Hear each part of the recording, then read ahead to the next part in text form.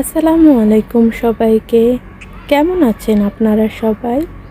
শিল্পী যখন তার তুলির টানে পরম করুণাময় আল্লাহর ঘর পবিত্র কাবা শরীফকে ফুটিয়ে তোলার চেষ্টা করেন, তখন সেই অনুভূতির কোনো তুলনা হয় না।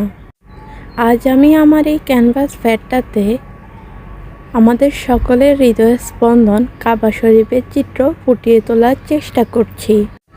প্রথমে ক্যানভাসের উপরের অংশ গাঢ় নীল রঙটি ব্যবহার করছি। এই রঙটি যেন মহাবিশ্বের বিশালতা আর রাতের গাম্ভীর্যকে প্রকাশ করছে। ধীরে ধীরে নিচের দিকে নামার সাথে সাথে আমি নীলের সাথে সামান্য সাদা মিশিয়ে নিচ্ছি, যাতে একটি স্নিগ্ধ পরিবেশ তৈরি হয়। এই যে রঙের খেলা, এটি দেখতে যতটা সহজ মনে হয়, ঠিক ততটাই ধৈর্যের বিষয়। আকাশটা যখন তৈরি হয়ে গেল, মনে হচ্ছে যেন পুরো ক্যানভাস প্যাডটা এক গভীর প্রশান্তিতে ডুবে গেছে।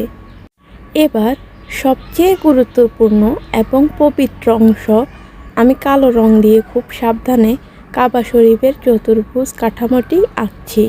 কাবার কালো গিলাফ বা কিসওয়া শুধু একটি রং নয়, এটি কোটি কোটি মুমিনের শ্রদ্ধা আর ভালোবাসার প্রতীক।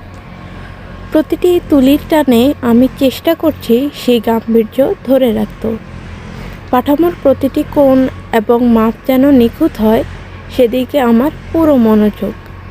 কালো রঙটি যখন ক্যানভাসে বসছে, তখন পুরো ছবিটির চেহারা পাল্টে যাচ্ছে। দেখুন, এখনই মনে হচ্ছে না ক্যানভাসটিতে যেন প্রাণ ফিরে এসেছে। কালো গিলাফের উপর সোনালি বর্ডার আর কারুকাজ ফুটিয়ে তোলার জন্য আমি চিকন ব্রাশ এবং গোল্ডেন ইয়েলো রং ব্যবহার করছি। এই সোনালি আভা যেন অন্ধকারের মাঝে আলোর দিশারি। আপনারা জানেন, কাবা শরীফের গিলাফে পবিত্র কোরআনের আয়াত খচিত থাকে। আমি সেই ক্যালিগ্রাফের আবহ তৈরি করছি। এই সোনালি রঙের ছোট ছোট বিন্দু আর রেখাগুলোই কাবা শরীফের সৌন্দর্যকে বহুগুণ বাড়িয়ে দেয়। এরপর কাবার উপরের অংশে আমি কিছু মেঘ এঁকে দিচ্ছি, যাতে এটি দেখতে আর একটু সুন্দর লাগে। আকাশের চাঁদ আর সাদা মেঘের বেলা যেন এই পুরো চিত্রকল্পটিকে পূর্ণতা দিচ্ছে। চাঁদের রূপালী আলোয় যখন বাইতুল্লাহর এই দৃশ্যটি হেসে উঠল, তখন মনে হলো, আহা, যদি সত্যিই এই মুহূর্তে সেখানে থাকতে পারতাম।